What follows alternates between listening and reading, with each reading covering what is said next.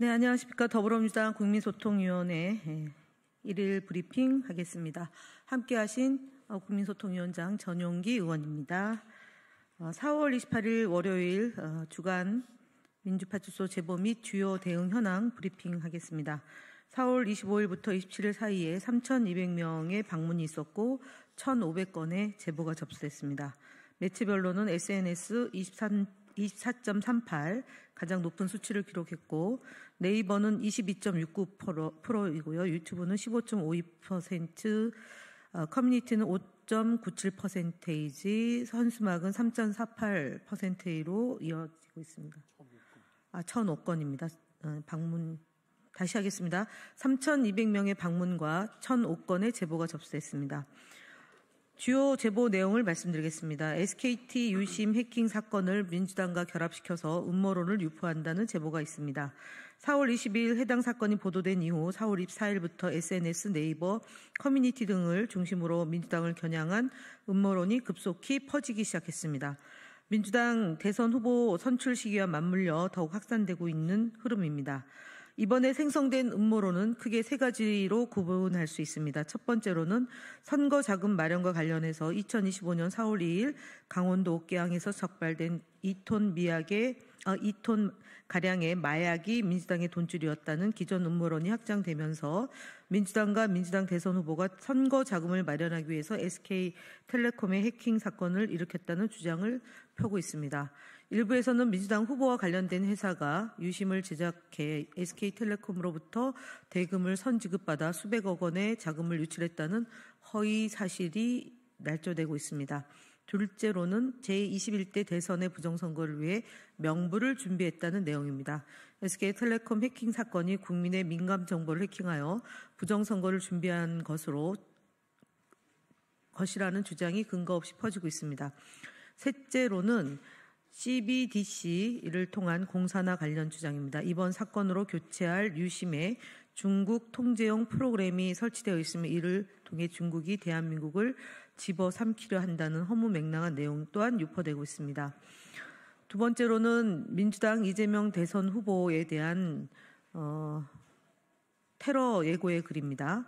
주말 동안 네이버 기사 댓글을 통해 이재명을 대선 전까지 심각한 살해 예고 글이 다수 발견되었습니다. 더불어민주당 대선 후보에 대한 암살단 모집글이 유포되고 있다는 제보도 이미 다수 접수되었습니다.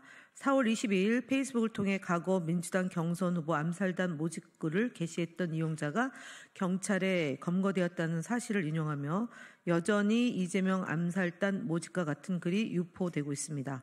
심지어 검거 사실을 인지하고 있음에도 불구하고 또다시 나도 모집해볼까, 잡혀가고 뉴스에 오르나 등 조롱 섞인 글들이 유포되고 있습니다.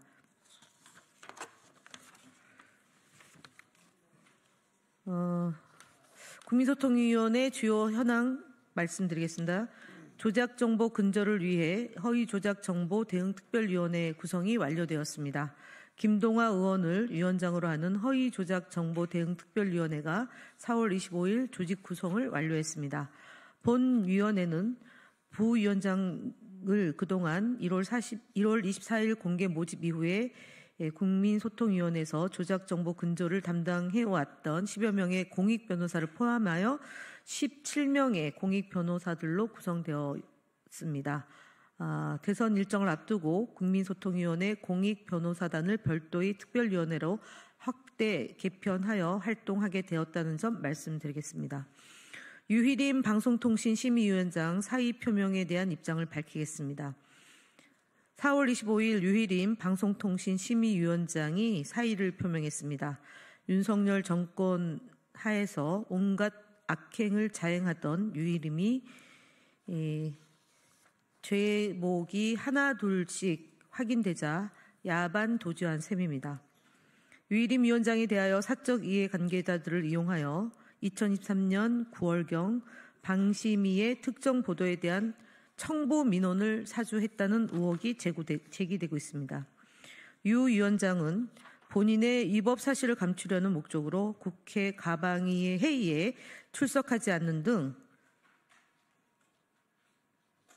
불성실한 모습을 수차례 보여왔습니다. 그리고 민원 제기에 대한 보고를 받았음에도 불구하고 보고받은 적이 없다는 거짓 증언도 했던 바 있습니다. 유일임 위원장은 2013년 12월 공익신고자 색출을 목적으로 수사를 의뢰하고 본인의 위법 사실에 대한 의혹을 제기하는 직원들에 대해서 탄압하고 보복 인사를 자행했습니다.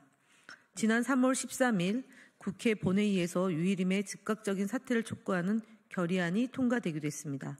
사의를 표명했다고 끝난 것이 아닙니다. 유일임 위원장의 민원 사주 및 은폐 의혹에 대한 감사원과 경찰의 엄정하고 신속한 수사를 촉구하는 바입니다. 다음으로는 전용기 의원께서 진행하시겠습니다. 네, 경기일보 원중이 제소, 원중이 심리 결과 등의 언론 대응을 보고드리겠습니다. 4월 22일자 경기일보 김종국 칼럼은 신안산선 참변을 언급하며 사실관계를 왜곡하고 정치인의 책임을 지적하였습니다. 참사의 아픔에 깊이 공감하지만 근거 없는 정치적 책임론을 제기하는 것은 바로 잡아야 할 일이라고 판단했습니다. 이에 해당 칼럼에 대해 언론중재위원회에 제소하였습니다. 지난 금요일 언론중재위원회 심리 결과를 보고드리겠습니다.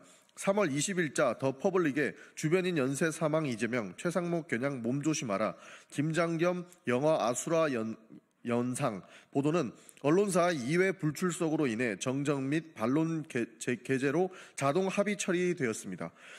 3월 31일자 한국일보에 민주당이 김어준 지령을 받아 의회 구테타, 여 국무위원 탄핵 위협에 줄고발 맞불 보도는 반론 게재로 합의하였습니다.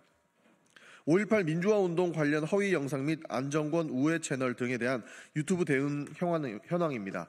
평강TV, 권순알TV, 양영태 박사TV 등 7개 채널에서 5.18 북개입 증거, 광주 민주화운동 유공자 160명 가짜 등을 표현해 사용해 5.18 민주화운동과 관련하여 허위 사실을 유포한 영상 7건을 신고 조치하였습니다.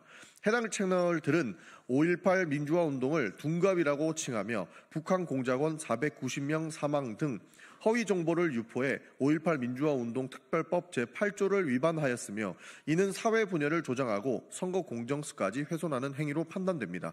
또한 노매드 크리틱 채널 402건을 모니터링 및 동영상 5건을 신고하였고 김계리 관련 욕설 영상이 최초로 공개된 안정권 우회 채널 힘내라 대한민국에 대한 약관 위반 신고, 성수자 30% 관련 허위사실 유포 유튜브 동영상 3건 및 스레드 1건 신고와 법률 검토 의뢰 등을 진행하였습니다.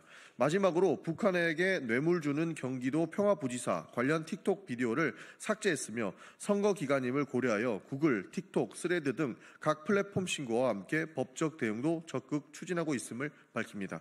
국민의힘 거짓말 시리즈 7번째입니다. 어제 4월 27일인 민주당의 대통령 선거 후보로 이재명 후보가 공식 선출되었습니다. 민주당의 대선 후보가 선출되자마자 국민의힘이 견제성 거짓말을 이어왔습니다. 특히 국민의힘 신동욱 대변인은 수석 대변인 논평을 통해 민주당은 이미 권력을 다잡은 듯 40일 뒤 민주당 정부라는 오만함을 보이며 축배를 들고 있습니다. 권력에 취해 허공을 떠도는 민주당의 모습이라고 주장하였습니다. 민주당은 축배를 든 적도 없으며 권력에 취해 허공을 떠돈 적도 없습니다. 이런 근거 없는 거짓말들을 멈춰주시길 바랍니다. 권력에 취해 3년간 오만을 부렸던 집단이 도대체 누구입니까? 국민의힘과 윤석열은 국민이 부여한 힘을 사용해 민주공화정을 부정하고 내란까지 저질렀습니다. 교만과 사욕으로 나라를 망치고 우리 국민을 고통 속으로 몰아넣은 것입니다. 이런 집단이 오만과 권력을 운운하고 있는 것입니다.